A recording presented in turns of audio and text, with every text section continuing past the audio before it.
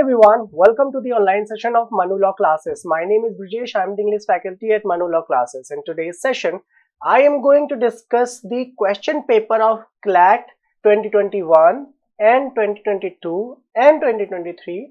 What I'll be discussing with you is the category of the question that has been put forth by the examiner and the approach that you would require to solve such kind of questions. So what you need to do today is, with me whenever you are watching this video, make sure you have a ready copy and a pen with you, so that whenever I mark the question nature, you also keep marking with me, so that you will have an accumulation of the words of the category and the weightage of those, right? So let us start.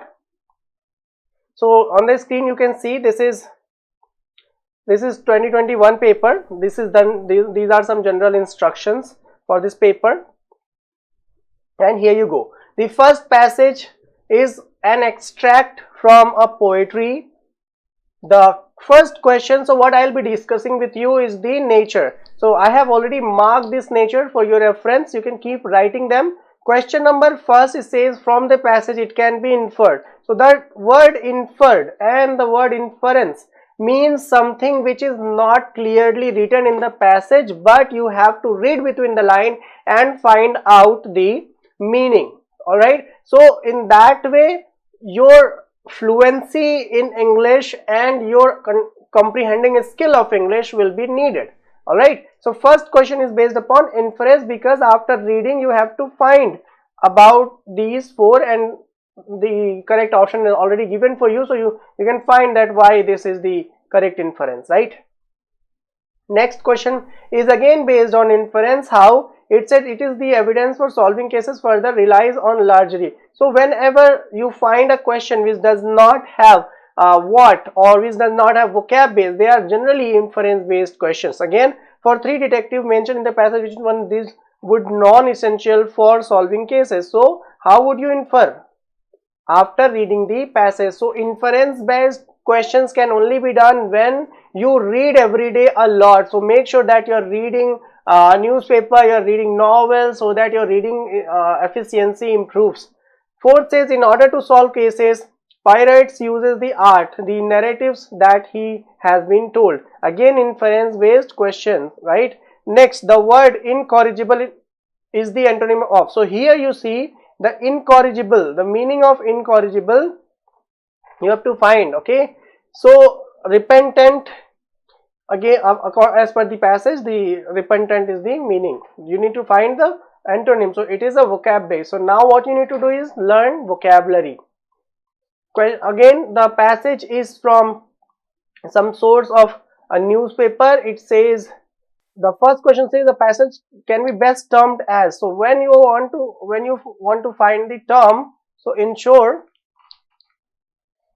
that the expository, descriptive, abstract and narrative, these all are tones, right? So this is a tone based question. Next is author's main purpose. Again, main purpose can only be found when you read the passage and understood it wholly. So that is inference based question. Again, question number 8, it says from the failure of New Coke the company learnt that. So it is again an inference based question which you would require to read and understand. So why I have marked these inference based questions, so that you can count at the last that in year 2021 how many questions were based upon inference based, how many questions were based upon vocab, and how many questions were based upon grammar. So figures of, again, for the accomplishment of the project, Steve Jobs, again Steve Jobs has done so many things. So here 1 2 3 4 you need to find out all of them. So inference based, again inference based, right?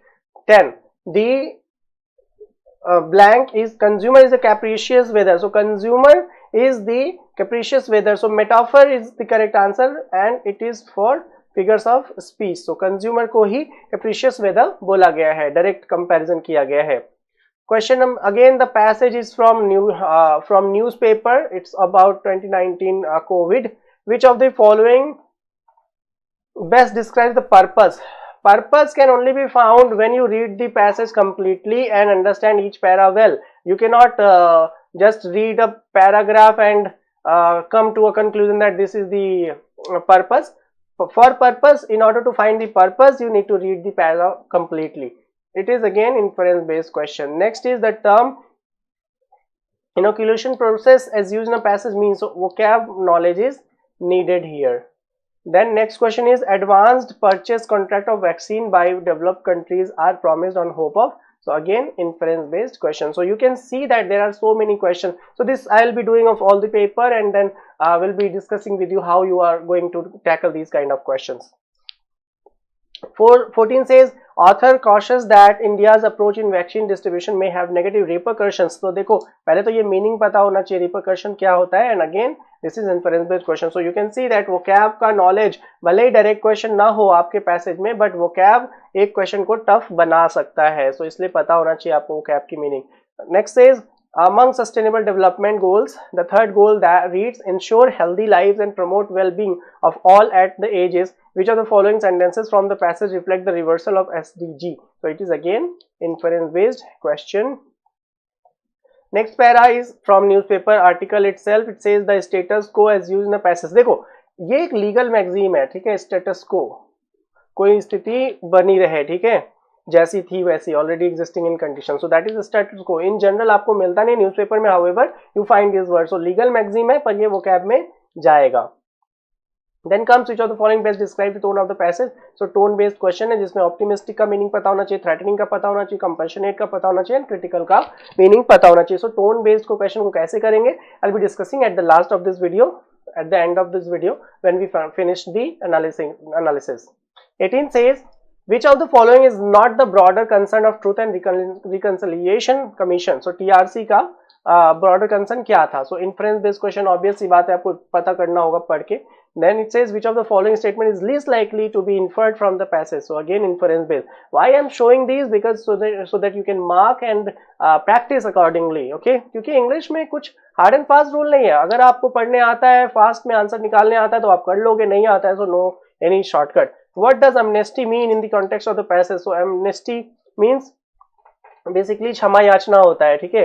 सो वो cab based question है. अगर आपको amnesty का meaning पता है तो आपको ज्यादा पैसेज के कॉन्टेक्स्ट में जाने की जरूरत नहीं है, एक बार पढ़ लेना है फिर कंफर्म कर लेना है, ठीक है. क्योंकि severe punishment, with legal action, arrest warrant, ये तीनों ही ऑपोजिट डायरेक्शन में जा रहा है. ये ही है जो सही आंसर है. सो अगर आपको मीनिंग पता है आप आराम से मार्क कर सकते हो. Next passage is again from the newspaper article.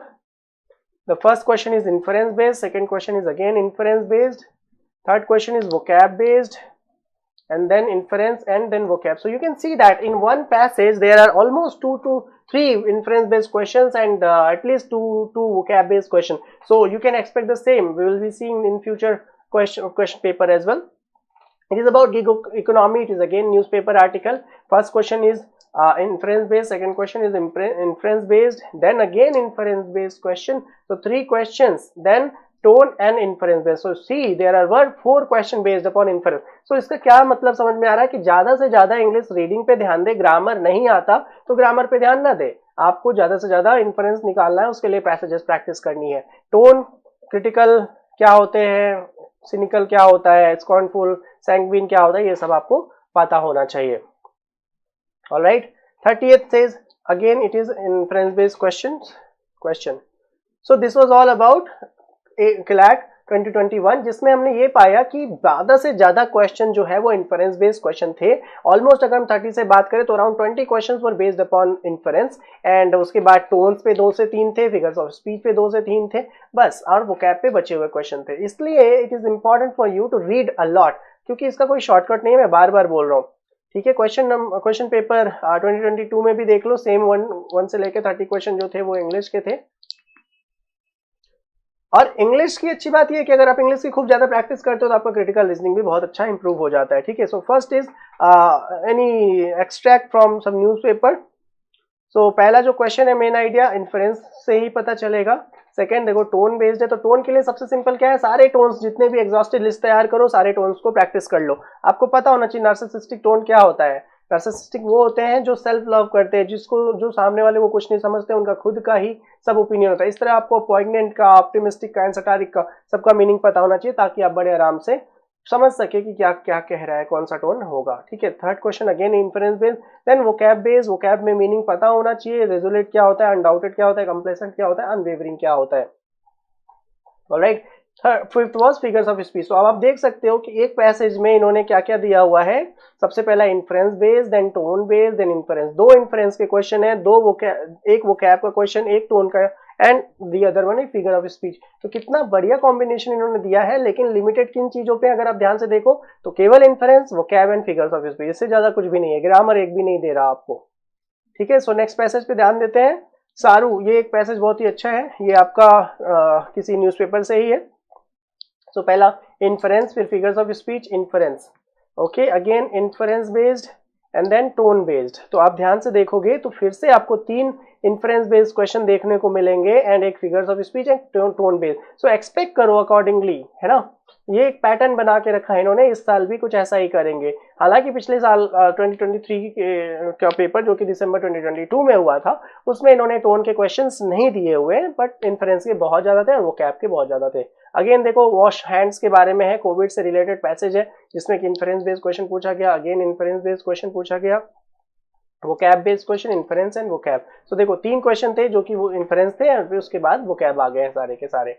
फिर क्रिप्टो करेंसी के बारे में बात हुई है जो कि न्यूज़पेपर का आर्टिकल है, अगेन वो cap, inference, figures of speech, tone and inference. So 2 question तो प्रीडोमिनेंटली आपके इन्फ्रेंस के आ ही रहे हैं, फिर आपका एक प्रीडोमिनेंटली वो कैप आ रहा है, उसके बाद एक आपका फिगर्स ऑफ स्पीच ही है, और जो है tone, figures of speech and tone, 2 अलग तरह के क्वेश्चंस आपके सामने आ रहे हैं।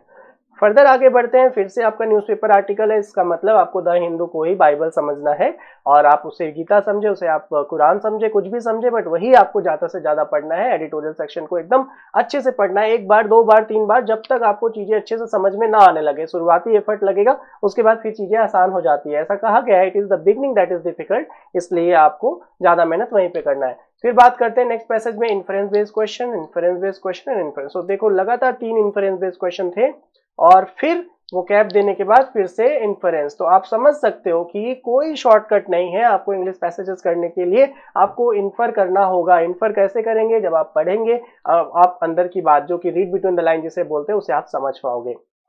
लास्ट पैसेज में हम देखें तो मॉडर्न एनिमल राइट्स मूवमेंट के बारे में बात हो रहा है। अगेन ये एक पैसेज है, न्यूज़पेपर आर्टिकल है, और इसमें इन्फ्रेंस बेस्ड क्वेश्चन पहला बताया गया है। देखो अब ध्यान से देखा जाए तो इस क्वेश्चन को भी करने के लिए आपको मीनिंग पता होना चाहिए कि इकोसेंट्रिक क्या होता है, एथनोसेंट्रिक क्या होता है, एंथ्रोमॉर्फिक सेंट्रिक क्या होते हैं, एंड्रोसेंट्रिक क्या होते हैं। You need to have the knowledge of these. तो ये सब कहाँ से पता चलेगा, जब आप न्यूज़पेपर पढ़ोगे, क्योंकि उसमें ही न्यूज़पेपर एक ऐसा सोर्स है जिसमें इक्लेक्टिक रीडिंग मिलता है। उसमें ऐसे सोर्सेज, डिफरेंट सोर्सेस मिलते हैं, कभी साइंस, कभी टेक्नोलॉजी, कभी पॉलिटिक्स, कभी हिस्ट्री, सब कुछ पढ़ने को मिलता है। बट अगर आप केवल एक नॉवल पे डिपेंडेंट हो तो नॉवल से नहीं हो पाएगा, आपके वोकैब अच्छे होने चाहिए। 27 again inference based question, so inference, inference and vocab and inference, 3 inference based question and 4th inference based question. So अगर हम इस पेपर की बात करें तो इसमें अराउंड 24 to 25 क्वेश्चन इन्फरेंस पे थे, बचे हुए जो क्वेश्चन 4-5 थे वो आपका figure of speech and vocab पे था।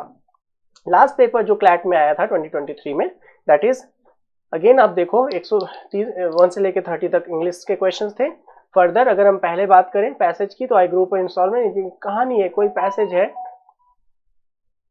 पैसेज है जिसमें कि क्वेश्चन नंबर 1 है वो फैक्चुअल बेस्ड। अब देखो फैक्ट क्यों है, क्योंकि व्हाट यूज पूछ रहा है। तो सामने कबाड़ी वाला कोई स्टोरी, देखो ये द प्रोविंशियल रीडर नाम के बुक से लिया गया है, जिसको सुमोना राय ने लिखा हुआ है लॉस एंजलिस की रिव्यू बुक में, right.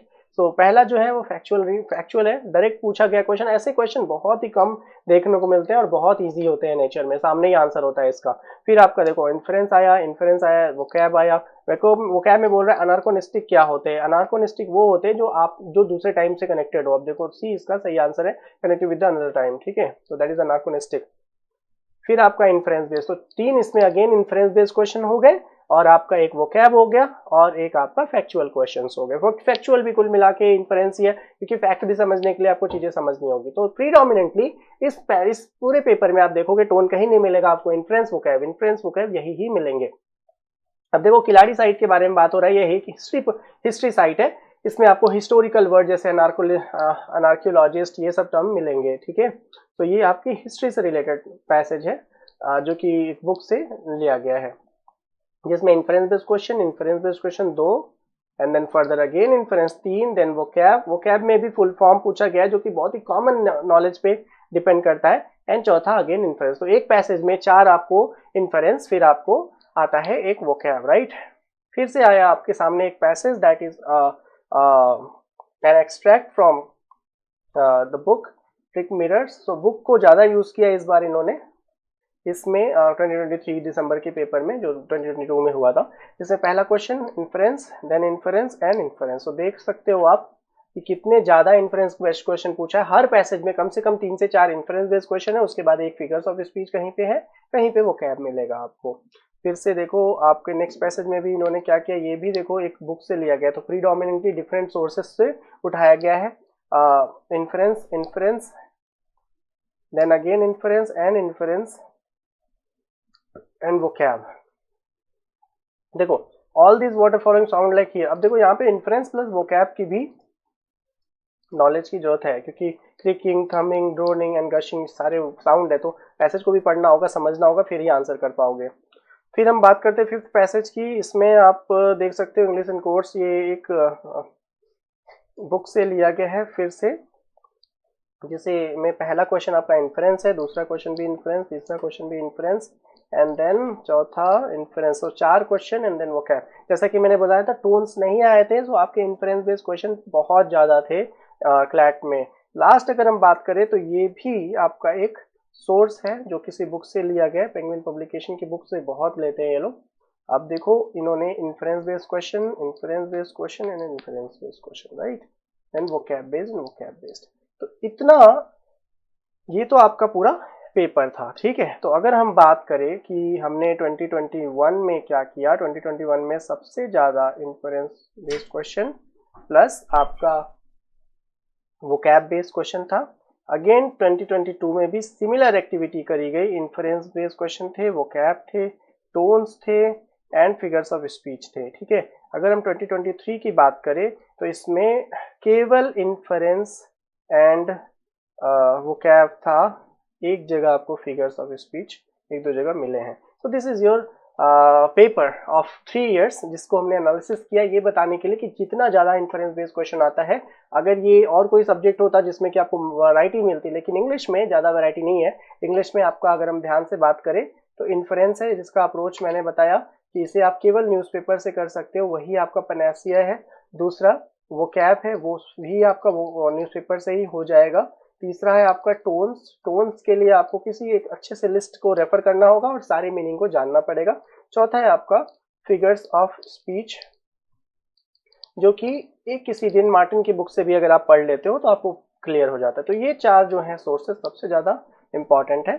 So I hope you have understood and marked all the question nature. अगर आप मैंने जो जिस तरह से लिखा हुआ है सभी के सामने, अगर आप वीडियो को पॉज कर करके आराम से देखोगे और एक लिस्ट बना लोगे तो you will come up with कि इतने सारे क्वेश्चन इन्फ्रेंस के थे, इसका मतलब मुझे इन्फ्रेंस पे मेहनत करना चाहिए। इतने सारे वोकैब है तो वोकैब पे मेहनत करना चाहिए। English section can be easy when you have command over English reading, otherwise इसका कोई शॉर्टकट नहीं है। सो इस with these things all the best.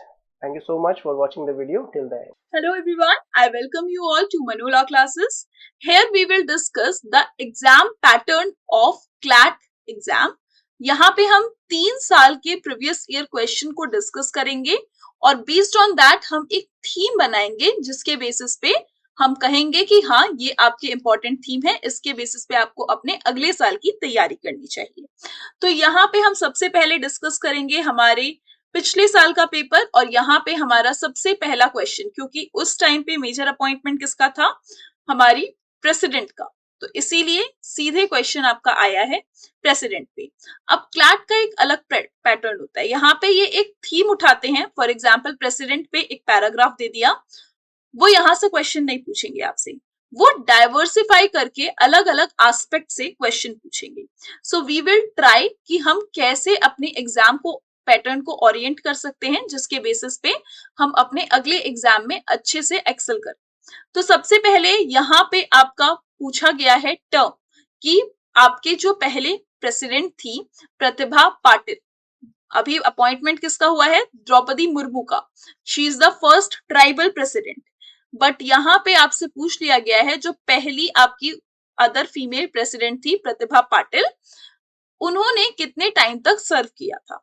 तो इससे हमें क्या पता चलता है, अभी जो अपॉइंटमेंट हुआ है वो, और जो फर्स्ट अपॉइंटमेंट है उसको हमेशा याद रखना है और उनका टर्म जो है वो याद रखना है। नेक्स्ट इज अबाउट आपको बैकग्राउंड चेक भी करना है, क्योंकि ये सारे न्यूज में ऑलरेडी कवर होते हैं।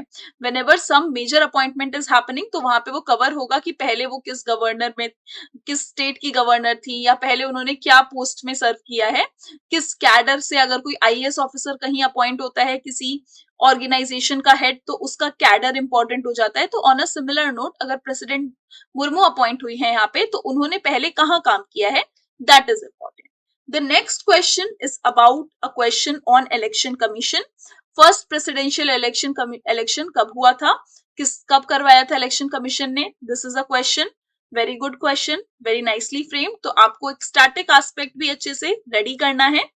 Next question is about Rashtrapati Bhavan, जो आपका पहले वाइसरॉय पैलेस के नाम से जाना जाता था।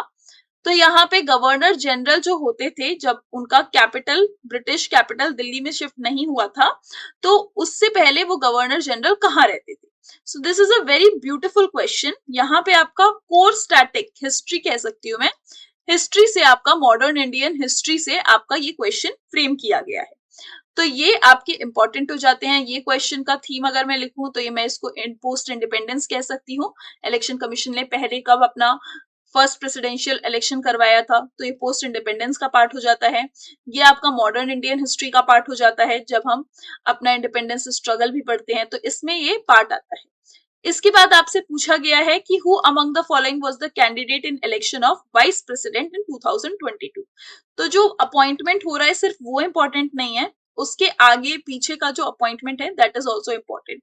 और कौन कौन से कैंडिडेट, यहाँ पे अगर दूसरा क्वेश्चन बनाना चाहे तो ये भी बन सकता है कि प्रेसिडेंट द्रौपदी मुर्मू के अगेंस्ट कौन खड़ा था यहाँ पे। तो इस टाइप के क्वेश्चन आपके क्लैट में बनते हैं। एक थीम उठाया जाता है और थीम के चारों ओर रिवॉल्व किया जाता है, और उसके बाद आपसे क्वेश्चन पूछा जाता है। First Dalit to hold the office of president of India कौन थे? तो यहाँ पे फर्स्ट जो होते हैं वो ऑलरेडी बहुत इंपॉर्टेंट होते हैं, और यहाँ पे फर्स्ट दलित की बात हो रही है। दलित बहुत बैकवर्ड क्लास है, तो उससे अगर कोई प्रेसिडेंट बन रहे हैं, so definitely it is very important. Next is about, this question is about voting in Indian presidential election is through. So this is a core question from constitution, or we can say polity. Polity का core question है। तो जो आपका appointment हो रहा है उसके चारों ओर आपको रिवॉल्व करना है, हिस्ट्री एस्पेक्ट से भी, पॉलिटी एस्पेक्ट से भी, और फर्स्ट के एस्पेक्ट से भी। Okay, moving further toward our next important theme. So this question, जब कभी भी आपका एक्स या 1 ऐसे कुछ आ जाता है, किसको रिप्लेस किया है, तो यहाँ पे आपका करंट अफेयर का पार्ट बन जाता है कि आपको करंट अफेयर अच्छे से पता होना चाहिए। Next is about this question, that what was the name of the supercomputer which won the world chess championship? It was defeated in 1997 by a supercomputer. तो यहाँ पे ऑब्वियसली इस आर्टिकल में कहीं ना कहीं मेंशन होगा, तभी आपसे इस क्वेश्चन को पूछा गया है। Now this particular book was published by a British mathematician who won the Nobel Prize in the physics in 2020. Who was the mathematician? तो आपका यहाँ पे सिंपल क्वेश्चन पूछा जा रहा है अवार्ड से, अवार्ड खास करके नोबेल प्राइज, इससे आपका क्वेश्चन उठ रहा है। Next question is about a computing model, जो आपके बायोलॉजिकल न्यूरॉन्स को देखेगा, उसका मैकेनिज्म को यूज करेगा। तो यहाँ पे आपका ये क्वेश्चन आपका रीसेंट डेवलपमेंट इन टेक्नोलॉजी से क्वेश्चन पूछा गया है। लेमडा बहुत ज्यादा न्यूज में रहता है, तो लेमडा का फुल फॉर्म पूछ लिया गया है। तो जब कभी भी आप न्यूज़पेपर पढ़ रहे हैं तो ऐसे फुल फॉर्म, अभी आजकल चैट जीपीटी, ओपन एआई बहुत ज्यादा न्यूज में है, तो इसके रिलेटेड लार्ज लैंग्वेज मॉडल क्या है, क्या लार्ज लैंग्वेज मॉडल में यूज होता है। इसके अलावा आपका क्वांटम कंप्यूटिंग बहुत ज्यादा न्यूज में है, उसमें आपका कुछ भी पूछा जा सकता है कि क्वांटम कंप्यूटिंग का सबसे छोटा यूनिट क्या है, अगर कोई फोटोन होगा तो वो क्या क्वांटम की तरह काम कर सकता है या नहीं। These are the important theme, ये आपके न्यूज़पेपर से ही कवर होगी। Next is about Meta's newly released fully trained large AI model is called. So this is a question from complete current affair. Now this is a question which is being asked कि आपका AI enabled legal research के लिए supreme court ने क्या launch किया है। तो जो भी आपके टूल्स लॉन्च हो रहे हैं या एप्स न्यूज में है, उसको भी अच्छे से याद रखिए। Now this question is from FIFA World Cup, a complete question on the sports theme, ठीक है, स्पोर्ट्स थीम पे क्वेश्चन पूछा गया है। यहाँ पे आपका सबसे पहले तो आर्म बैंड कौन था, क्या रिप्लेस किया है, this is a complete current affair. Name of community which has been replaced, this is again a complete current affair. उसके बाद आपका यहाँ पे पूछा गया है what is the name of the system used to monitor and regulate migrant labourers which is used in Qatar and few other countries, जो आपके हैवी क्रिटिसिज्म में आ गए थे in the buildup of the FIFA world cup. तो ये सारे आपके न्यूज के कंट्रोवर्सीज हैं जो आपके सीधे सीधे पूछे गए हैं। Court of Arbitration for Sports, now this is a static question. Court of Arbitration for Sports कहाँ पे है?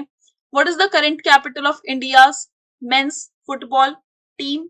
तो आपको ये भी पता होना चाहिए। Major appointment in sports. Then there is a question on again who is the Qatar, मतलब यहाँ पे आपसे सीधे पूछा गया है Timothy Weah the Paris Saint Germain and the US national player in the FIFA world cup in Qatar is the son of the president of which country? तो एक पर्सनालिटी का नाम दे दिया गया है, उसका बैकग्राउंड से क्वेश्चन पूछ लिया गया है।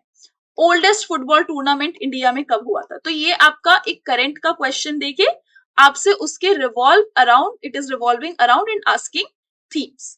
Now this question is again these two question, जो भी आपका न्यूज वाला होता है उसी से रिप्लेस किया जाता है इन सब चीजों को। उसके बाद आपका फॉरबीज मैगजीन के ऊपर पूछा गया है कि इस पर्सन को आपका world's youngest self made female billionaire कहा गया था, तो वो कौन है? What is the name of that person? तो पर्सनालिटी इन न्यूज, या if she was there earlier in news, क्योंकि यहाँ पे ये बहुत बड़ी बात है, world's youngest self made female billionaire, तो ये बहुत बड़ी बात है and that's why this question has been asked. Now this is about Reserve Bank of India recently announced the launch of digital rupee wholesale segment। तो ये आपका जो इकोनॉमी और we can say banking sector में important reforms या you can say important announcement जो हो रहे हैं उसके बारे में क्वेश्चन पूछा गया है। कौन सी टेक्नोलॉजी क्रिप्टो करेंसी पे रिलाई करती है, क्रिप्टो करेंसी यूज करने के लिए होती है? तो ये भी आपका स्टैटिक का क्वेश्चन है, क्योंकि ये भी आपका बहुत बार पूछा जा चुका है, बहुत बार इस पे आर्टिकल्स आते हैं और इसीलिए ये इंपॉर्टेंट रहता है। Next is about the name of the government of India owned corporation that means legal tender. This is a question from core economics. Okay, now next question is about the founder and the former chairman of Satyam Computer Service Limited. This is a question from current affair linked with static G। ठीक है, तो जो भी आपके major news में आपके कोई organisation चल रहे हैं तो उनको उनसे रिलेटेड क्वेश्चन पूछा जा रहा है और उनके फाउंडर के बारे में पूछा जा रहा है, तो ये आपको पता होना चाहिए। ठीक है, next question is again a question from the trade और इंपोर्ट एक्सपोर्ट। तो कौन सा आपका लार्जेस्ट एक्सपोर्टर है एग्रीकल्चरल प्रोडक्ट का? उसके बाद इंडिया का एक्सपोर्ट डेटा कितना है? This is core current affair question. Father of wheat revolution हम किसको कहते हैं? This is a static linked question. India का वर्ल्ड लार्जेस्ट प्रोड्यूसर किस चीज में है? This is agriculture based question. India की रैंकिंग क्या है ग्लोबल हंगर इंडेक्स में? Index based question. और यहाँ पे आपका जो मिनिमम सपोर्ट प्राइस है या जो नेशनल कमीशन ऑन फार्मर्स हैं वो आपके जो रिकमेंड कर रहे हैं कोई फॉर्मूला, तो उसके बेसिस पे एमएसपी कैलकुलेट किया जाएगा। तो chairman and committee, these are the important theme. फिर आपका कोई टेक्नोलॉजी जो बहुत ज्यादा यूज में चल रही है स्टबल बर्निंग के लिए, जो टेक्नोलॉजी यूज में चल रही है या जो कोई इशू है, सोशल इशू है, उसके लिए कोई नई टेक्नोलॉजी या नया इनोवेशन आ रहा है, that is a important theme. Now we are discussing the previous year, second previous year question. यहाँ पे आपका स्पेस थीम रहा है, स्पेस थीम पे आपका क्वेश्चन पूछा गया है। First dedicated mission launched by ISRO to study the celestial sources of X-ray. This is important. यहाँ पे आपका सिंपल करंट अफेयर का क्वेश्चन है और फर्स्ट डेडिकेटेड मिशन पूछ रहा है। ठीक है, तो इसरो से रिलेटेड आपका क्वेश्चन पूछा गया है। Apple first communication satellite of ISRO. This whole article और whole question is based on the theme of space. तो जैसे यहाँ पे इसरो के ऊपर पूछा गया है, कल को आपसे किसके ऊपर पूछा जाएगा? चंद्रयान 3 या आदित्य L1 मिशन के ऊपर। ठीक है, these are in news. Apart from them solar system को पढ़ने के लिए कौन सा आपका स्पेस प्रोब छोड़ा गया है? First successful nuclear bomb test 1974 में हुआ था, उसका नाम क्या है? नाविक कितना एरिया कवर करेगा? So these are all development related to space and defence. इसका थीम स्पेस और डिफेंस हम रखेंगे क्योंकि इस पे आपका पूरा क्वेश्चन पूछा गया है। The next question is about, we can say a question from federalism और वी कैन से पॉलिटी या कॉन्स्टिट्यूशन का पार्ट है। तो यहाँ पे आपका, क्योंकि हमें पता है जो आपके नॉर्थ ईस्ट के कुछ एरिया होते हैं दे आर डिस्टर्ब्ड और some time they are all under the control of Armed Force Special Power Act और इसके अंडर में ये रहते हैं, तो ये न्यूज आती ही रहती है। This is a news which we can expect any time क्योंकि ये न्यूज बहुत ज्यादा कॉमन है। तो ये आपका इंपॉर्टेंट हो जाता है। कब आपका इंट्रोड्यूस किया गया था AFSPA, इसका स्टैटिक एस्पेक्ट पूछा गया। तो ये हम कह सकते हैं this whole article is based on internal security theme और यहाँ पे उसके स्टैटिक क्वेश्चन पे पूछा गया है क्वेश्चन। तो यहाँ पे आपके सारे क्वेश्चन कमिटी के ऊपर पूछा गया है। उसके अलावा आपका AFSPA के बारे में करंट प्लस स्टैटिक को जोड़ के यहाँ पे क्वेश्चन पूछा गया है। So this is a question from internal security. Okay, the next question is from the world affairs. यहाँ पे आपका इंटरनेशनल अफेयर्स से क्वेश्चन पूछा है और यहाँ पे आपका यूक्रेन के ऊपर पूछा गया है। यूक्रेन के प्रेसिडेंट कौन है, यूक्रेन की करेंसी क्या है, Who was the president of Ukraine, which was formerly, क्या थे वो पहले। तो आपका कोई भी चीज वर्ल्ड अफेयर्स में आ रही है, कोई मेजर अपॉइंटमेंट हो रहा है, कोई मेजर वॉर हो रहा है, तो उसके बेसिस पे आपका क्वेश्चन बन रहा है। ठीक है, next theme which we can say is the environment और द SDG थीम। ठीक है, यहाँ पे आपका India entered into green strategic partnership with which country.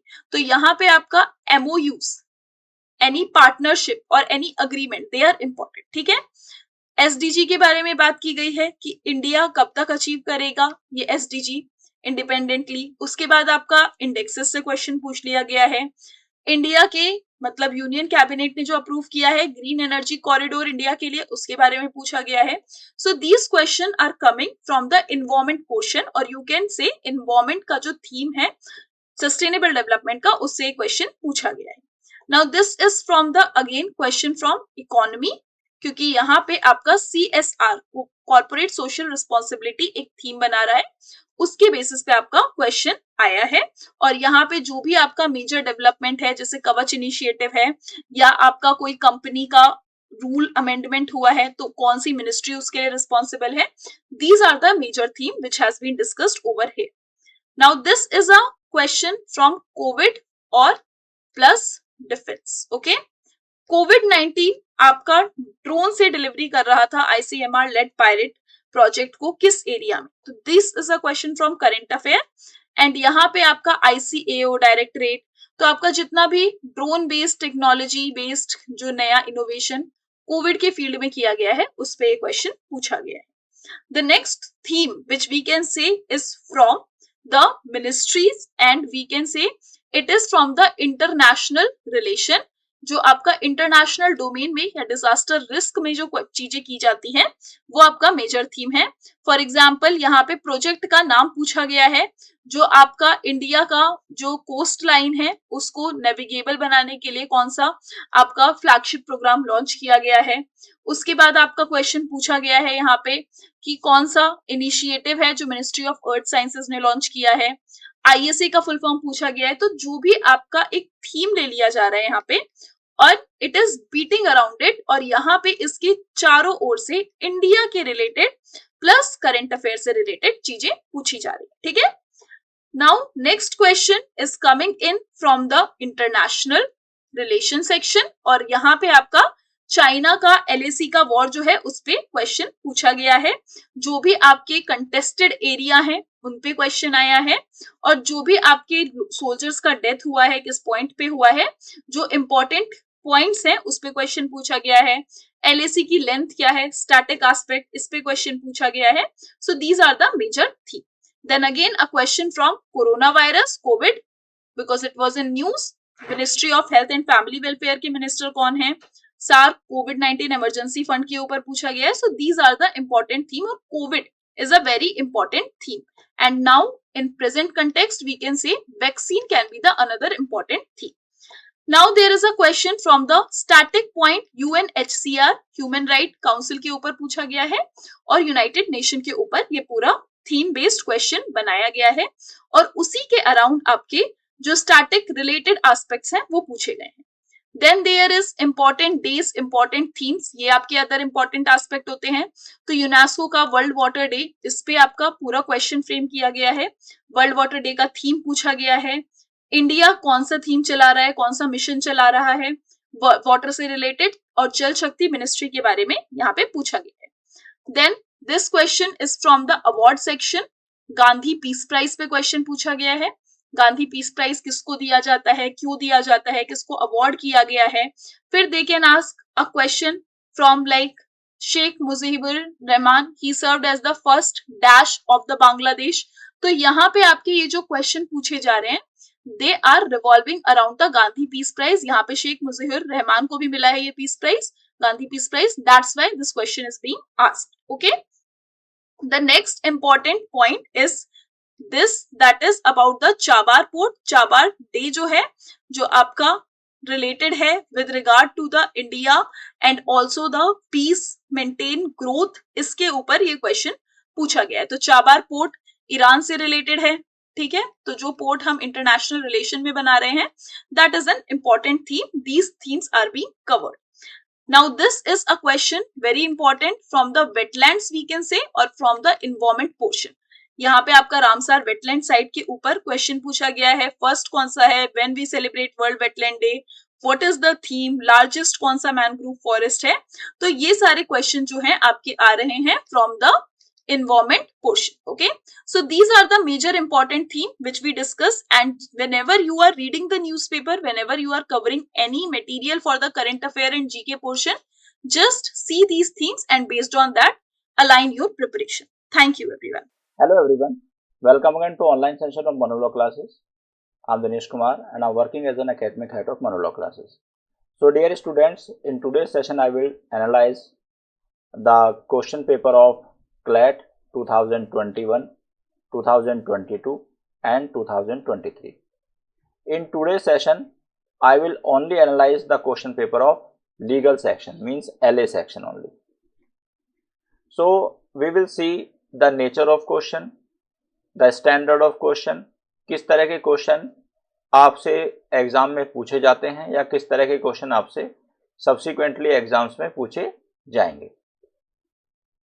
इसमें आपको ये भी बताऊंगा कि कौन कौन से टेक्निकल एरियाज हैं या कौन कौन से इंपॉर्टेंट एरियाज हैं या इंपॉर्टेंट टॉपिक्स हैं जो आपसे एग्जाम में पूछे जाएंगे.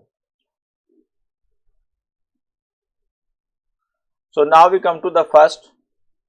So our first passage is based upon the tort and it is based upon the general defense, that is the voluntary not fit injuria. Voluntary not fit injuria क्या होता है? It is the general defense of the law of tort, जो कहता है कि अगर किसी person ने किसी लीगल इंजरी को सफ़र करने के लिए अपनी कंसेंट दे दी है तो फिर वो उस कंसेंट और बाद में उसको कोई लीगल इंजरी हो जाती है कंसेंट देने के बाद, तो फिर उसका लीगल एक्शन लाने का राइट ख़त्म हो जाता है, मतलब वो लीगल एक्शन नहीं ला पाता. For your convenience I have marked the topic name in particular passage. अब आप देखें जरा हम. Mr. A was the owner of a car and he had a driver. Mr. D, Mr. A के पास एक Mr. A जो है किसी कार के एक ऑनर हैं और उनके पास एक ड्राइवर है. On January 19, 2021, Mr. A and Mr. D were traveling in their car wherein Mr. A got down at a restaurant and told Mr. D to take the car to the car back to the A's bungalow. तो basically ए का driver है D और वो कहता है कि वो कहीं पर जाते हैं एक रेस्टोरेंट में और बाद में ए डी से कहता है कि वो कार को वापस ले जाए. अब यहाँ पर सब्सिक्वेंटली क्या होता है, mister D was filling the petrol tank of the car, two stranger mister B and mister C took a lift from mister D in his car. तो यहाँ पर दो लोगों ने, मिस्टर बी और सी ने क्या ली, लिफ्ट ली मिस्टर डी की कार में. कार के ऑनर ए हैं और डी ड्राइवर है, but at that point of time D was driving the car. Car went ahead and the right side front of the wheel of the car flu away. The car toppled and Mr. D and Mr. C were thrown out. Mr. C sustained severe injuries and ultimately died due to those injuries on this. Mr. B and legal representative of Mr. C claimed compensation. तो यहाँ पर क्योंकि उन्होंने अपनी इच्छा से lift ली थी तो they will not be entitled to bring legal action against neither mister D nor mister A. इस तरह से एग्जामिनर क्या आपको देगा, एग्जामिनर आपको एक सिचुएशन देगा और जो सिचुएशन जो होगी that would be based upon the passage और वहां से आपसे वो उस कंसेप्ट पर ही आधारित क्वेश्चन पूछता है। नेक्स्ट, अब यहाँ पर सपोज एक पैसेज है, उसमें 2-3 क्वेश्चन आपके एप्लीकेशन बेस्ड हो सकते हैं और 2 क्वेश्चन आपके सिंपल हो सकते हैं। जैसे कि वो किसी अगर उसमें कोई लीगल मैगजीम्स है तो वहां से आपसे पूछ सकता है। फॉर एग्जाम्पल, जैसे अब यहाँ पर पूछ लिया which of the following is correct about the consent in volenti not fit injuria. तो वॉलेंटी नॉट फिट इंजूरिया की कंसेंट का क्या मतलब होता है। तो अब यहाँ पर देखो हमारे पास डी ऑप्शन है, मतलब 4 ऑप्शन हैं। पहला है knowledge of the risk does not always amount to consent, knowledge of the risk does not precede consent, knowledge of the risk always amount to consent. Next option is mere perception of existence of danger amount to concept. अब यहां पर देखेंगे हम तो knowledge of the risk does not always amount to consent, और मतलब अगर किसी पर्सन ने नॉलेज ऑफ द रिस्क है उसको और उसने उसको सहन करने के लिए कंसेंट दे दी है तो सब्सिक्वेंटली वो केस नहीं कर पाएगा, मतलब उसका लीगल राइट चला जाएगा। Now we come to the next passage.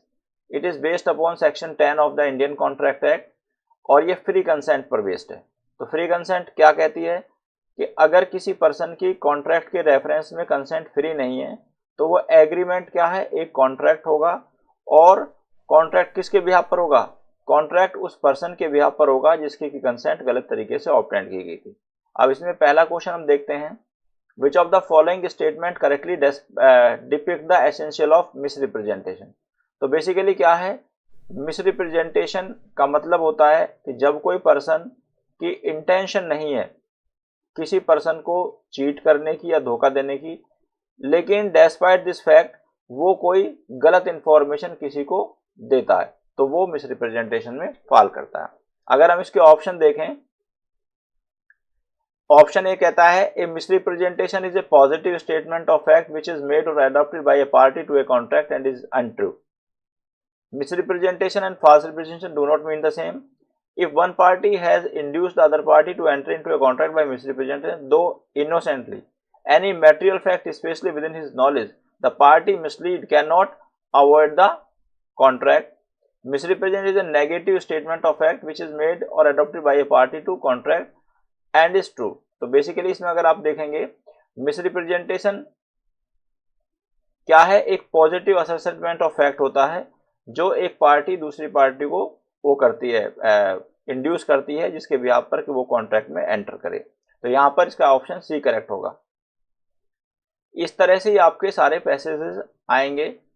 अब हम आते हैं जो नेक्स्ट पैसेज है, ये हमारा कॉन्ट्रैक्ट के एक्सेप्टेंस पर बेस्ड है। अब आपके लिए एक सजेशन ये है कि जितने भी इसमें इंपॉर्टेंट टॉपिक्स हैं सभी आपके एग्जामिनेशन पॉइंट ऑफ व्यू से बहुत ज़्यादा इंपॉर्टेंट है।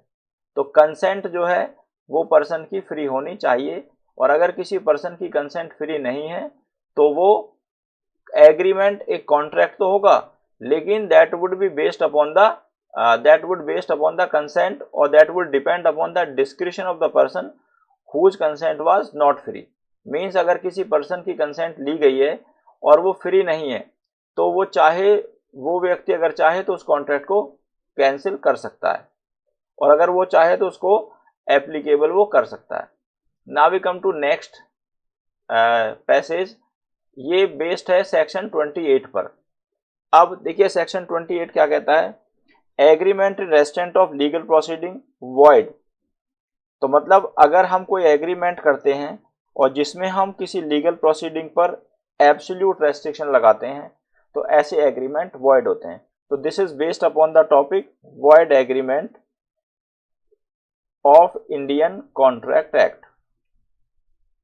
अब हम के कुछ क्वेश्चन लेंगे। Now A a resident of Mumbai and B a resident of Delhi. A Mumbai का रेजिडेंट है, B दिल्ली का रेजिडेंट है।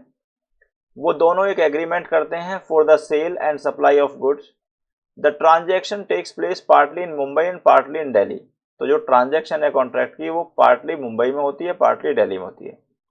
There is a clause in the agreement which stipulate that in the event of a dispute between A and B the court in Kolkata would have the jurisdiction to decide the dispute.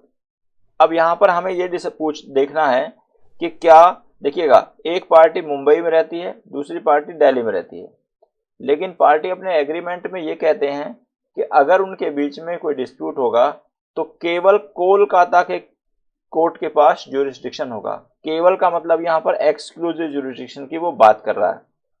तो क्या ये agreement सही है? तो ये agreement void होगा। क्यों होगा?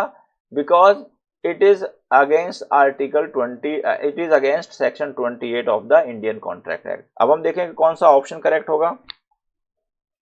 The clause relating to jurisdiction is in restraint of legal proceeding. Clause relating to jurisdiction is not, तो इसका आंसर ए होगा, क्योंकि जो क्लोज है, देखिएगा, अगर ज्यूरिडिक्शन दो कोर्ट के पास है, मींस दिल्ली या मुंबई, तो इन दोनों में से तो वो कोई एक कोर्ट को रख सकते हैं, लेकिन वो ये बोले कि इन दोनों कोर्ट के पास ज्यूरिडिक्शन नहीं होगा और किसी थर्ड कोर्ट के पास ज्यूरिडिक्शन नहीं होगा, तो वो लीगली गलत है। It would amount to the restrictions on the legal proceeding. Similar questions are there. The purpose of analysis is to tell you the nature of questions, and we are not solving the complete question paper here. Next question paper, next passage is based upon the res judicata. तो res judicata जो दिया गया है वो CPC के section 11 में दिया गया है। और res judicata का मतलब ये होता है कि अगर किसी मैटर को, किसी डिस्प्यूट को किसी कॉम्पिटेंट कोर्ट ने डिसाइड कर दिया है या एडजुडिकेट कर दिया है, तो उस मैटर या उस डिस्प्यूट को आप दोबारा से उसी लेवल के कोर्ट में नहीं लेके जा सकते, बल्कि आप उसकी अपील कर सकते हैं। मतलब आप अपील में तो जा सकते हैं, लेकिन वो उसी कोर्ट के पास लेके नहीं जा सकते। तो this is very technical topic CPC, और इसके चांसेस हैं कि नेक्स्ट ईयर आपके एग्जाम में भी आ जाएगा। अब देखिए क्या है, doctrine of res judicata is applicable to writs if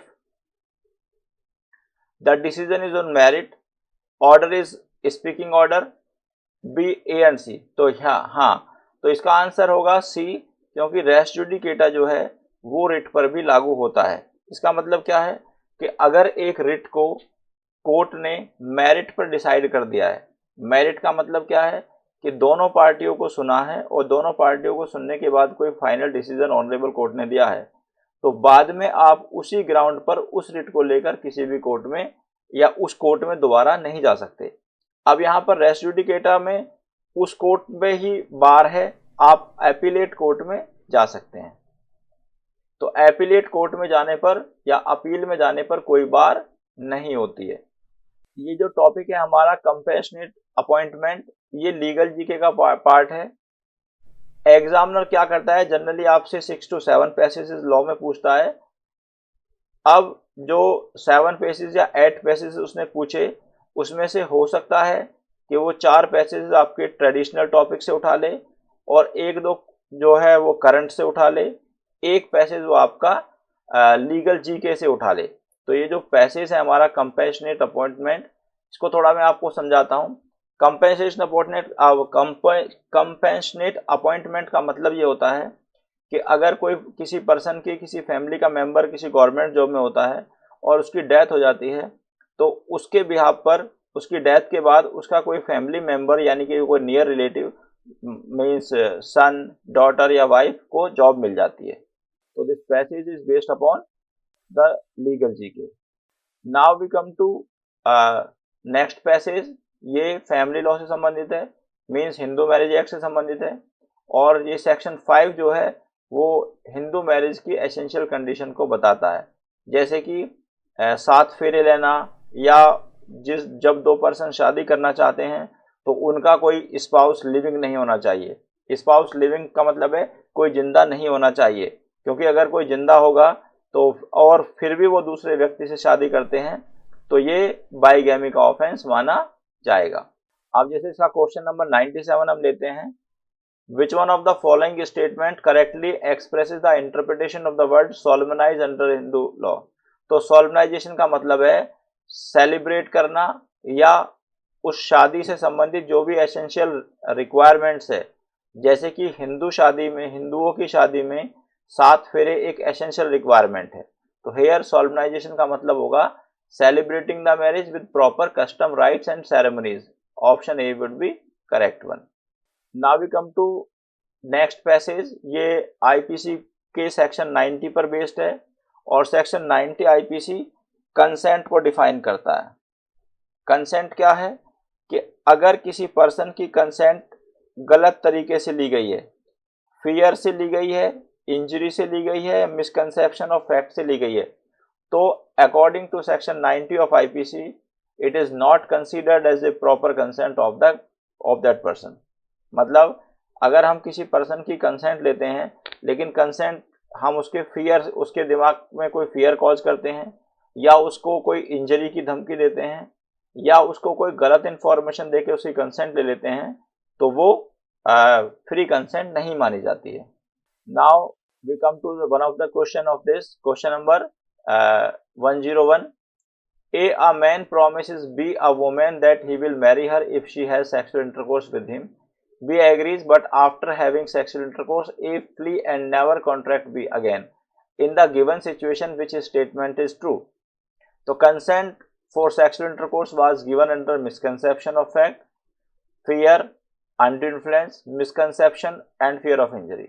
तो यहाँ पर ऑप्शन ए सही होगा। ऑप्शन ए सही क्यों होगा? क्योंकि उसने शादी के प्रॉमिस के बिहाफ पर उसने उसके साथ सेक्सुअल इंटरकोर्स किया, तो this will be the case of misconception of fact and option A will be the correct one. Now we come to CLAT 2022 questions. देखिएगा सिमिलर टाइप के क्वेश्चंस हैं। ये जो चेंज आया है ये आईलेट में आया है, क्लैट में कोई चेंज नहीं है। Nature of question is same and standard of question is same. अब हम इस पर आते हैं। ये पैसेज बेस्ड है हमारा फंडामेंटल राइट पर। To maintain the secular character of Indian polity not only does the Indian constitution independence freedom of religion. तो बेसिकली ये पैसेज जो है हमारा वो फ्रीडम ऑफ रिलीजन पर बेस्ड है। फ्रीडम ऑफ रिलीजन के बारे में थोड़ा अगर मैं आपको बताऊं तो ये आर्टिकल 25 टू 28 दिया गया है हमारे कॉन्स्टिट्यूशन ऑफ इंडिया में, और हमारे पास ये राइट है, फंडामेंटल राइट है कि हम अपने धर्म की प्रैक्टिस कर सकते हैं, प्रोपोगेट कर सकते हैं, उसको प्रोफेस कर सकते हैं, साथ ही साथ हम किसी दूसरे धर्म को भी अडॉप्ट कर सकते हैं। और अगर हमें वो धर्म जिसको हमने सब्सिक्वेंटली अडॉप्ट किया है वो हमको पसंद नहीं है तो हम फिर दूसरे धर्म को छोड़कर अपने पहले धर्म में वापस आ सकते हैं। तो freedom of religion is a fundamental right. अब हम इसका एक क्वेश्चन लेते हैं। Communal riots between religion A and B resulted in the destructions of place of worship of both the religion in a state। अब बेसिकली जो freedom of religion है उसका मतलब ये भी होता है कि स्टेट जो है हमारे देश में सेकुलरिज्म है। सेकुलरिज्म का मतलब ये होता है कि स्टेट के पास जो है स्टेट का अपना कोई रिलीजन नहीं होता और स्टेट सभी रिलीजन को इक्वल रेस्पेक्ट देता है, ना तो किसी रिलीजन का फेवर करता है और ना ही किसी रिलीजन के अगेंस्ट कोई काम करता है। अब हम क्वेश्चन नंबर 12 इसका डिस्कस करते हैं। Communal riots between religion A and B result in the destruction of places of worship of both the religion in the state. तो दो रिलीजन के बीच में कम्युनल राइट्स हो जाते हैं जिसमें क्या है कि उनके रिलीजियस प्लेसेस डिस्ट्रॉय हो जाते हैं। As a result, the state government utilized public fund for the restoring the places of worship of both religion। अब सरकार ने क्या किया? सरकार ने अपने पैसे से उन दोनों के रिलीजियस प्लेसेस को सही करा दिया। तो क्या इस सिचुएशन में सरकार ने सेक्युलरिज्म के प्रिंसिपल का वायलेशन किया? Answer is no. तो यहाँ पर ऑप्शन अगर हम देखेंगे, state act is violative, not violative, and is not promoting or maintaining तो यहाँ पर ऑप्शन बी करेक्ट होगा, क्योंकि स्टेट का जो एक्ट है वो वायलेटिव नहीं है कॉन्स्टिट्यूशन का, क्योंकि उसने किसी एक धर्म को प्रमोट नहीं किया। अब अगर स्टेट ऐसा करता कि वो रिलीजन ए के जो प्लेसेस हैं, रिलीजियस प्लेसेस है, उसको मेंटेन करा देता, उसको रिपेयर करा देता और बी के नहीं कराता, तब यहाँ पर स्टेट का एक्शन जो है वो गलत मान लिया जाता। तो इस तरह से आप लोगों को क्वेश्चनों को सॉल्व करना है। नेक्स्ट हमारा ये फंडामेंटल राइट पर है और ये आर्टिकल 19 पर बेस्ड है। आर्टिकल 19 जो है हमारी वो हमको कई प्रकार की फ्रीडम्स देता है। Freedoms like freedom to speech and expression, freedom to peaceful assembly, freedom to move throughout the territory of India, ETC। यहाँ से बच्चों आपको इम्पोर्टेंट टॉपिक्स का आइडिया भी लगेगा, किस तरह के टॉपिक्स आपके लिए इम्पोर्टेंट है। नेक्स्ट अब हम आते हैं नेक्स्ट पैसेज पर। जो नेक्स्ट पैसेज है हमारा वो ऑफेंसेस अगेंस्ट मैरिज पर है और ये बाइगेमी पर बेस्ड है। तो बाइगेमी क्या कहता है? बाइगेमी कहता है कि अगर किसी पर्सन का पहले से ही कोई स्पाउस लिविंग है तो वो दूसरी शादी नहीं कर सकता। अगर वो दूसरी शादी करेगा तो that person would commit offence under section 494 of IPC। तो ऐसा माना जाएगा कि उस पर्सन ने सेक्शन 494 IPC में कोई अपराध किया है। अब हम इसका एक क्वेश्चन लेंगे। We take question 22. Mr. A Hindu male, has been married to Miss B, a Hindu female. Their marriage was solemnized as per the Hindu rites and ceremonies. After marriage, after his marriage to Miss B, Mr. A underwent religion conversion into a religion X, which legally permit males to have two wives. तो basically पहले ए हिंदू है, वो एक Hindu female B से शादी कर लेता है और बाद में वो रिलीजियस कन्वर्जन कर लेता है, रिलीजन एक्स में चला जाता है। देयर आफ्टर ए जो है वो सी से शादी कर लेता है और सी जो है वो रिलीजन एक्स को बिलोंग करती है। With all the legal requirement of contracting a valid marriage under the religion x, Mr. B filed a criminal complaint against Mr. A for committing the offense of bigamy in the given situation. तो basically पहले एक person Hindu होता है, उसकी शादी Hindu female से होती है, लेकिन बाद में वो किसी दूसरे रिलीजन में चेंज कर लेता है और फिर वहां पर किसी फीमेल यानी कि सी नाम की फीमेल से शादी करता है। बी फिर उस पर केस करती है बाइगेमी के लिए। तो क्या बाइगेमी का ऑफेंस उसने कमिट किया है? Let's see the options. Mr. A is liable to be punished according to Hindu law relating to marriage. Mr. A is liable to be punished according to the penal laws in India. Mr. A has not committed any offense. Option A and B.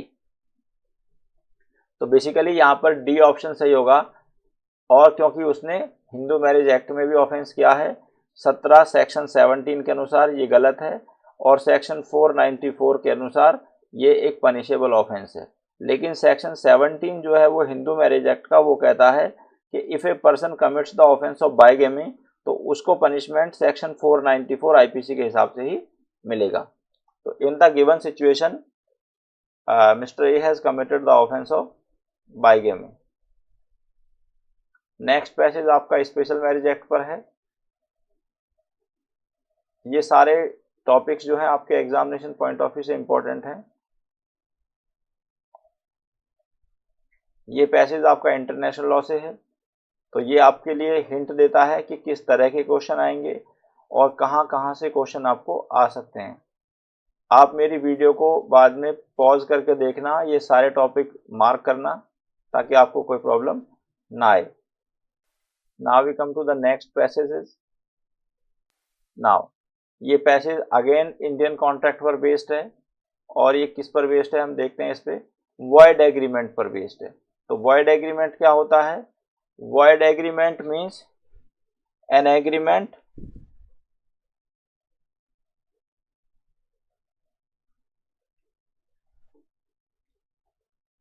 Not enforceable by law. तो ये passage जो है वो section 20 पर based है और section 20 क्या कहता है कि जब दो पार्टियां, when both parties to the contract, जब कॉन्ट्रैक्ट की दो पार्टियां किसी फैक्ट के बारे में मिस्टेक करती हैं, तो यहां पर क्या है, मिस्टेक दोनों पार्टी की हैं, and the fact should be essential to the contract, fact should be essential to the contract. तो फैक्ट कॉन्ट्रैक्ट पे एसेंशियल होना चाहिए। अगर पार्टी मिस्टेक भी करती हैं लेकिन वो फैक्ट अगर एसेंशियल नहीं है तो एग्रीमेंट वॉइड नहीं होगा, एग्रीमेंट एक कॉन्ट्रैक्ट हो जाएगा। Now we take question number 42। Mister X and miss Y entered into a contract for the sales of an article while reeling under the erroneous belief that the sale of article which was the subject matter of the agreement was permitted by the law in force in India in the given fact which of the following is true? Contract is valid, contract is voidable, voidable not valid। तो basically यहाँ पर mistake of law है ना कि mistake of fact. तो section 20 deals with the mistake of fact not with the mistake of law. तो यहाँ पर क्या है, कॉन्ट्रैक्ट वैलिड होगा क्योंकि mistake of law is not excusable in India, mistake of law is not excusable in India. Means अगर आपने कानून की कोई भूल की है तो उसकी आपको कोई माफ़ी नहीं है, उसके जो भी लीगल कॉन्सिक्वेंसेस हैं आप उसके लिए जिम्मेदार माने जाओगे। Now we come to class 2023। ये जो फर्स्ट पैसेज है it is based upon the questioning of case of cruelty. ठीक है, तो क्रुएलिटी क्या है, क्रुएलिटी को सेक्शन 498 AIPC में डिफाइन किया गया है और ये कहता है कि अगर हस्बैंड या हस्बैंड के रिलेटिव्स वाइफ के साथ कोई क्रुएलिटी करते हैं तो वो सेक्शन 498 AIPC के द्वारा लायबल होते हैं। ठीक है, और उनको पनिशमेंट मिलता है। अब देखिए एग्जामिनर क्या करता है कि एग्जामिनर ने इस पैसेज में सेक्शन 498A को ही नहीं उठाया। ठीक है, इसमें इसने 2-3 टॉपिकों को मर्ज कर दिया। क्या है, इस पे इसने FIR भी डाल दी, इस पे क्वेशिंग भी डाल दी। क्वेशिंग का मतलब ये है, देखिएगा जब किसी मामले में FIR रजिस्टर हो जाती है तो FIR को वापस लेने का कोई तरीका नहीं है। FIR हमेशा क्वैश होती हैं और क्वैश कौन करता है, क्वैश होती हैं अंडर सेक्शन 482 CRPC और करने की पावर केवल ऑनरेबल हाई कोर्ट को ही होती है। ठीक है, अब हम देखते हैं तो ये क्रुएलिटी पर बेस्ड है। क्रुएलिटी क्या है कि कोई ऐसा काम करना जैसे मारना पीटना, है ना, या उसके साथ गलत बिहेव करना, या कई मामलों में ये होता है कि अगर कोई हस्बैंड या हस्बैंड के इन-लॉज फीमेल जो हस्बैंड की वाइफ है उसको पैसे नहीं देते हैं, it also amount to the offence of economic cruelty. अब हम एक क्वेश्चन इसका लेते हैं। Ashwin and Ashima were married in February 2020। In March 2020 Ashwin asked Ashima to take care of all their household work such as cooking, cleaning and other domestic chores. As he was very busy with his professional responsibilities, Ashima claims that this amount to treating her like a maid servant and constitute offense under 498A. Applying the Bombay High Court decision she is likely to। तो basically क्या है, अगर husband अपनी wife से कहता है कि आप हाउस होल्ड वर्क करें तो वाइफ जो है वो सेक्शन 498A का केस नहीं कर सकती, क्योंकि इस पैराग्राफ में बॉम्बे हाई कोर्ट ने कहा है कि हाउस होल्ड काम करना या हाउस होल्ड काम करने के लिए किसी फीमेल को बोलना अपने आप में क्रुएलिटी नहीं है।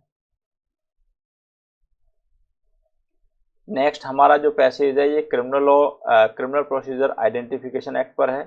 तो ये जो बिल आया था 2022 में उस पर बेस्ड है, जिसमें कि किसी अपराधी के डेटा को सेव किया जाएगा, लाइक उसके फिंगरप्रिंट्स, है ना, और अदर इंफॉर्मेशंस जो कि क्राइम के पर्पज से ज़रूरी होती हैं।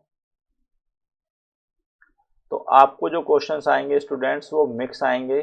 कुछ टॉपिक्स आपके जो बेस्ड होंगे वो किस पर होंगे, वो होंगे उस पर based traditional topic like Indian contract act, tort, constitution of India, IPC, और कुछ जो है आपके पैसेजेस वो बेस्ड हो सकते हैं करंट लीगल जीके पे। जैसे आप ये देखो कि ये इलेक्ट्रोल बॉन्ड स्कीम आई थी 2018 में, उस पर बेस्ड है ये। अब इलेक्ट्रोल बॉन्ड स्कीम क्या आई थी कि देखिएगा क्या है कि जो पॉलिटिकल पार्टीज होती हैं उनको हम पैसे दान दे सकते हैं, लेकिन अब इसका एक नया तरीका निकाला है जिससे कि वाइट का पैसा उनको दिया जा सकता है। तो मतलब कोई भी व्यक्ति अगर वो किसी पॉलिटिकल पार्टी को कुछ पैसे दान देता है तो उसने पैसे के वो बॉन्ड खरीद सकता है किसी स्पेसिफाइड बैंक से, लाइक एसबीआई से। और वो जो बॉन्ड खरीदेगा उन बॉन्ड को, मान लिया मैं किसी पॉलिटिकल पार्टी को पैसे डोनेट करना चाहता हूँ, तो मैं क्या करूँगा, मैं एसबीआई में जाके जितना भी मैं डोनेट करना चाहता हूँ, करोड़, 2 करोड़, 4 करोड़, उतने के बॉन्ड खरीद लूँगा और वो बॉन्ड में मैं पैसे एसबीआई में जमा कर दूंगा, एसबीआई मुझको वो बॉन्ड दे देगा, वो बॉन्ड मैं उस पॉलिटिकल पार्टी को दे दूंगा, तो वो पॉलिटिकल पार्टी उस बॉन्ड को अपने अकाउंट में लगा देगी, जिसकी वजह से कि वो 4 करोड़ के अगर मैंने बॉन्ड खरीदे तो वो 4 करोड़ पॉलिटिकल पार्टी के अकाउंट में पहुंच जाएंगे। अब ये क्या होगा, ये वाइट की मनी है तो इस पर कोई ऑफेंस भी मैंने नहीं किया, ठीक है, लेकिन इसमें थोड़े से पॉइंट्स ये हैं या क्रिटिसिज्म ये है कि यहाँ पर उस पर्सन की आइडेंटिटी को डिस्क्लोज नहीं किया जाता कि किसने बॉन्ड खरीदा और किस पॉलिटिकल पार्टी को दिया। तो यहाँ पर थोड़ा सा ये it is not seen because it is not considered as good because it is against the norms of transparency, क्योंकि देखिए किसी भी ट्रांजैक्शन में ट्रांसपेरेंसी होना बहुत ज़रूरी है। अब ये क्या है, ये करंट लीगल जीके से संबंधित है जिसमें कि ट्विटर क्या करता है, उसको बंद कर देता है। इंफॉर्मेशन टेक्नोलॉजी एक्ट का कुछ पार्ट भी इसमें दिया गया है। ये direct principle of state policy पर था, फ्री लीगल एड पर। तो फ्री लीगल एड से संबंधित जो प्रोविजन है वो आर्टिकल 39A है। आर्टिकल 39A कहता है कि भाई अगर किसी पर्सन के पास अपने केस को कंटेस्ट करने के या आर्ग्यू करने के पैसे नहीं है तो स्टेट गवर्नमेंट की ये ड्यूटी है कि स्टेट गवर्नमेंट उसको फ्री में एडवोकेट प्रोवाइड करेगी। ये जो पैसेज है हमारा वो सरोगेसी पर बेस्ड है। सरोगेसी का मतलब ये है कि कोई पर्सन अगर उसको संतान नहीं है तो वो सरोगेसी लॉ के अंदर किसी और फीमेल की जो वॉम को वो कर सकता है, बोरो कर सकता है in consideration some amount of money, और फिर वो इस तरह से संतान की प्राप्ति कर सकता है। तो यहाँ पर ये इसके कुछ लीगल नॉर्म्स बने हुए हैं, उसके हिसाब से ही वो कर पाएगा। तो ये सरोगेसी एक्ट पर बेस्ड था हमारा पैसेज। Now we come to next. देखिएगा कुछ क्वेश्चंस आपको जरूर बड़े मिलेंगे, तो यहाँ पर आपको क्या करना है, यहाँ पर आपको अपनी रीडिंग हैबिट इंक्रीज करनी है। तो जनरल मेरा ऑब्जर्वेशन ये है कि जो बड़े पैसेजेस होते हैं या जो जिसमें क्वेश्चन की लेंथ बड़ी होती है वो क्वेश्चन कंपैरेटिवली इजी होते हैं, ठीक है। तो ये जो पैसेज है हमारा वो फंडामेंटल राइट पर है। अभी हम इसको देखते हैं फंडामेंटल राइट में कहाँ से रिलेट करता है। Until 2017, India did not have a codified law to order internet shutdown. तो this passage is related to internet shutdown। और ये जजमेंट, एक लेटेस्ट जजमेंट आया था 2019 में। केस का नाम है अनुराधा भसीन, ये जर्नलिस्ट थी, वर्सेस यूनियन ऑफ इंडिया। अब मैं थोड़ा सा इस पैसेज के बारे में आपको क्लियर करता हूँ। बेसिकली 2019 में जब आर्टिकल 370 को रिवोक किया गया था तो वहाँ पर कुछ लॉ एंड ऑर्डर की प्रॉब्लम थी। तो लॉ एंड ऑर्डर की प्रॉब्लम में वहाँ पर सरकार ने इंटरनेट को शट डाउन कर दिया था वहाँ पर जम्मू एंड कश्मीर में। तो इंटरनेट को शट डाउन करने के इस एक्ट को अनुराधा भसीन ने चैलेंज किया था ऑनरेबल सुप्रीम कोर्ट में, और इनकी कंटेंशन ये थी कि इंटरनेट को जब हम शट डाउन करते हैं तो हम किसी पर्सन के या सिटीजन ऑफ इंडिया के आर्टिकल 19(1)(a) को वायलेट करते हैं। अब हम समझते हैं कि आर्टिकल 19(1)(a) क्या है। तो आर्टिकल 19(1)(a) जो है हमारा वो right to speech and expression है। क्या है? Right to speech and expression. बोलने का अधिकार तथा अपने विचारों को अभिव्यक्त करने का अधिकार। अब ये जो right to speech and expression है, ये क्या कहता है? Right to speech and expression क्या कहता है? Right to speech and expression ये कहता है कि हमारे पास बोलने का अधिकार है और अपने विचारों को अभिव्यक्त करने का अधिकार है। तो बेसिकली अगर इंटरनेट को शट डाउन कर दिया जाता है बिना किसी रीजनेबल ग्राउंड के, तो ये हमारे राइट का वायलेशन होता है। क्यों? इंटरनेट जो है आज के टाइम में एक बहुत बड़ा सोर्स ऑफ इंफॉर्मेशन है। तो हमको अगर इंफॉर्मेशन नहीं है तो हमको नॉलेज नहीं होगी, और नॉलेज नहीं होगी तो हम बोल नहीं पाएंगे। तो ऑनरेबल सुप्रीम कोर्ट ने भी इस Anuradha Bhasin versus union of India के केस में ये माना कि सरकार इंटरनेट क्लोज कर तो सकती है, लेकिन it should be for a very limited period and with some reasonable justification. तो सरकार जो है आर्बिट्रेरी मैनर में इसको क्लोज नहीं कर सकती। अगर करती है so we can bring action even against the government. ठीक है, under article 32 of constitution of India we may directly move to supreme court, and under article 226 we may move to the honorable high court.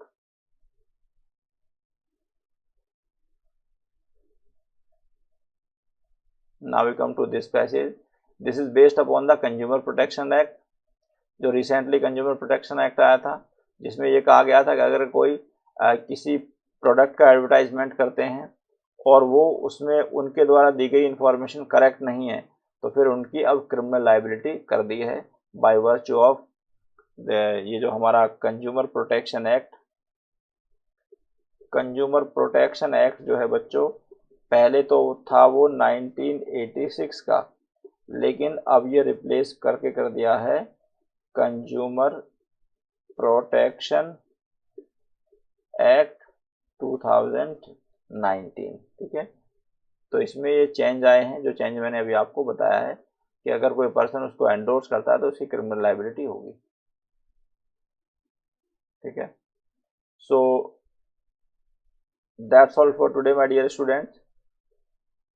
I will come again with such analysis of question papers. Till then, thank you very much. Goodbye. Hello everyone, welcome to Manu Law classes. My name is Rahul, Faculty of Quantitative Aptitude and Logical Reasoning. Today we are going to discuss analysis of past 3-year paper of CLAT. CLAT 2021, CLAT 2022 and CLAT 2023. And we are going to analyze only logic section and math section from my side. So let's start today the session of analysis of the paper, right? So let's understand how was the paper and what was the difficulty of the paper and what kind of questions was there and which is important for your next exam. So if I start with the 2021 paper, तो हमें इतनी बात समझ में आती है, logical reasoning passage based हो चुका था। ठीक है, इस पैसेज बेस्ड क्वेश्चन में हम देखेंगे पहला पैसेज कोविड-19 पे था। ठीक है, इनमें क्या क्या क्वेश्चन आए थे, right? The idea in the passage conveyed by author. Idea in the passage conveyed by author. फिर आया था second question, following up the effective curve of mental health, issue of mental health. Then you have seen that expressed in the passage enunciate the significance issue of mental health. So it means this passage was from critical reasoning and it's totally depend upon the passage, right? Then finally we have seen which of the following conclusion can be drawn from the above statement. So it means the passage can be drafted on the basis of given passage only, but sometime you will see general aspect of the critical reasoning is statement assumption, statement argument, strengthen the argument, weaken the argument, statement conclusion and inferences. But I have seen in this passage the examiner had not given that. Means what examiner have given is which of the following nation is expressed in the passage enunciate the significance issue of mental health, right? So this kind of passage was there. Then I move to next. As per the passage with the following challenge for India, correct? The next passage is challenge for India. It means the challenges are already given in the passage, right? totally the critical part, correct? Again, you can see which of the following can be inferred. Means inference is very important. As I told you before that 4 points are very important. First, statement assumption. Second, statement conclusion. Third, statement argument. In the statement argument, it can be strengthen the argument or weaken the argument or support to the passage, right? The fourth one is inferences. Now you can see question number 115 is based on inferences. Similar kind of question is given in the next, that what has the author conveyed regarding school system in India, and here the passage based on school system on India. So generally I have seen the passage of critical reasoning is based on basic fundamentals of critical reasoning. The basic fundamental of critical reasoning, I mean to say, what you can deduct from the passage, right? You can see which of the following can be deduct from the above passage, right? Means induction reasoning or deduction reasoning, correct? Means what you are deriving from the passage, what you are inferencing from the passage, what you have concluded from the passage. So these kind of questions are there. Now I can see the question is based on the passage only. Similar kind of questions means you can see not much tough passage. Again, inference is given, which of the cannot be inferred, means others option can be inferred. So these kind of questions was in the 2021 critical passages. Similarly, you can see the passage is generally based on some COVID-19 economic based, international relationship based, meeting based at the level of India. So I can see the passage generally based in the form of means interrelationship, some discussion of the political discussion means in higher level authority. So this kind of passage we have seen. So coming to quantitative aptitude section, means math section, DI was there. Now I can say Caslett based DI was important. This was based on Caslett based DI. Now what is Caslett based DI? Caslett based DI was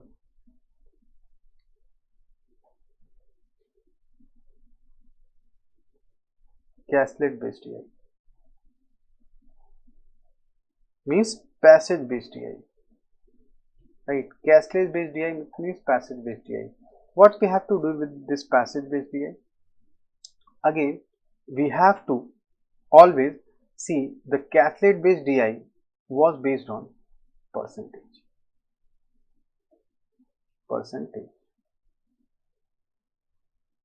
Correct? So maximum of the question based on the percentage. Now we can see percentage and profit loss. Same question was here. Now coming to the next passage, I can see next is also based on the percentage, right? These all are given on the basis of percentage only. Moving to the next now. All the DI was on means ratio is important, average is important. So what I have concluded from 2021 paper in the math section, one is Caslett based DI is important, right? But in that Caslett based DI, percentage is important, average is important, ratio and proportion is important. I hope you are clear with this, correct? Now other DI, Caslett was important, that is fine. But the other section of DI, what I mean to say, other section of the DI means it can be pie chart, it can be bar graph, mean anything can be asked in the DI, correct? So the most important part is this three section you have to cover in every DI: percentage, average and ratio, proportion. If you are aware about this part, you can easily solve the DI questions. Now coming to CLAT 2022. CLAT 2022 paper, as you can see, the logical reasoning section. The logical reasoning section is, the passage was not much lengthy as compared to previous year. but you can see what according to your objective the study of the present paragraph, right? Correct.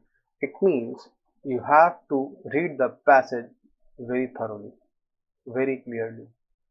Second, 107, which factors as per the author cause more stress among the college students? 108, underlying assumption in the present. That what I told you, the 4 aspect is very important. Correct. Similar kind of question was there. The next passage is also in form furnished in the passages. Again, which of the following conveniently inferred? Inference based question. So, critical was the only important part in the CLAT 2022. So, moving to the next now, the other passages. Now, what I have seen, the passage is based on the 2 recent development, means national issues. What I said, international relationship, the Russia-Ukraine conflict, right? These the passages are very important for CLAT and for critical reasoning also. Again, you can see central idea of the passage. What the central idea of the passage means? Central idea of the passage means the passage is belonging, all the passage is talking about the one theory. That means that one theory is the central idea of the passage. Now coming to quant section, what I have seen in the quant section, again caselet based DI was important. You can see caselet based DI was there, correct? In the caselet based DI, what is important? That is percentage, average and ratio proportion. How many girls have opted non-medical? Percentage, right? Maximum number of boys. So I hope many of you are very clear with the caselet based DI. Again, the second question was also from caselet based DI. Next was also from caselet based DI.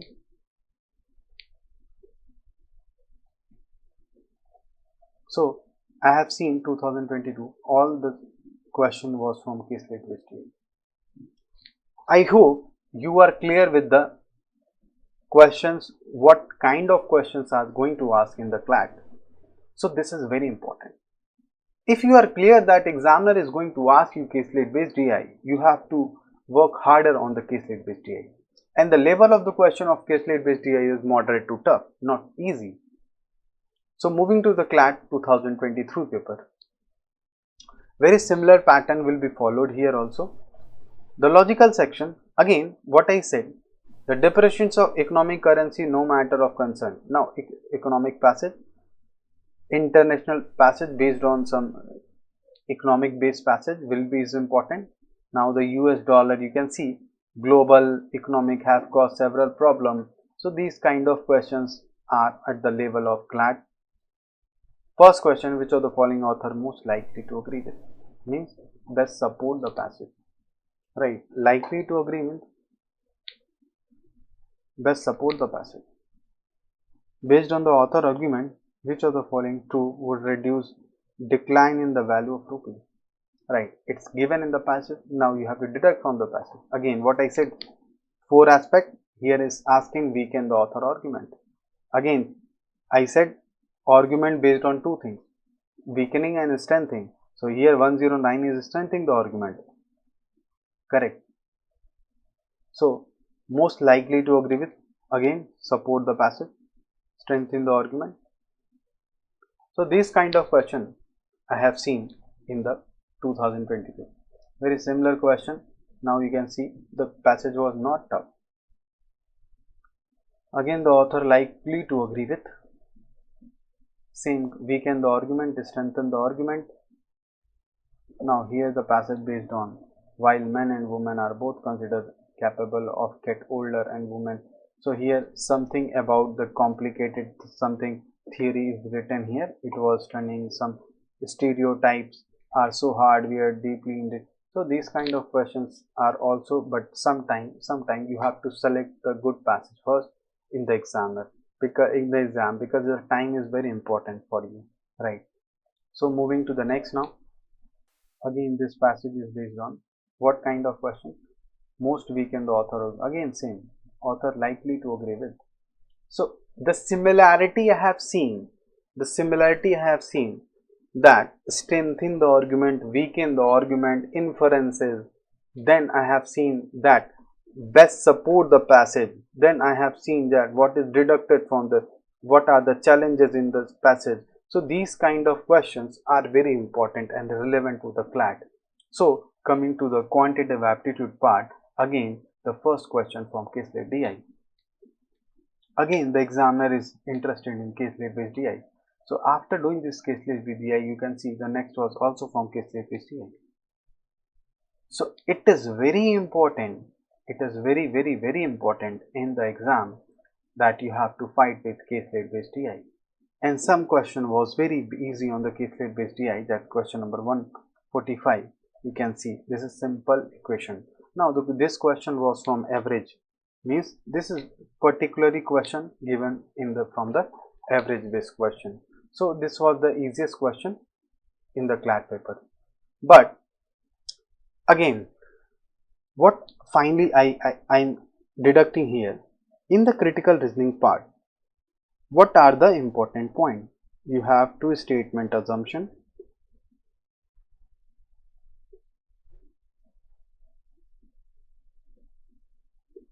statement argument, strengthening and weakening, statement conclusion,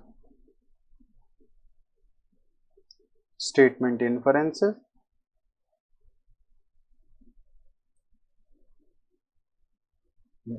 central idea of the passage,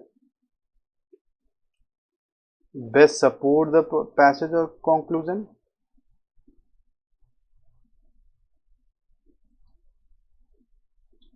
now inferences we have already done, central idea we have done. So challenges. So these kind of questions are asked by examiner. So you have to focus on the passage while reading. You have to be very particular with these questions. You have to set up your mind that this kind of question is being asked, so we have to prepare this kind of question. Now in the quant section, I will say try to focus on basic arithmetic, that is percentage, average, ratio proportion, and profit loss.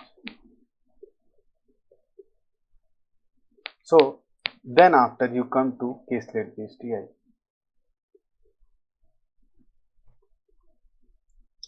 Then after you will see your number will increase in the exam. So this kind of the information I would like to share with you, and I hope I shared the best part with you. Many students are getting stuck in this part.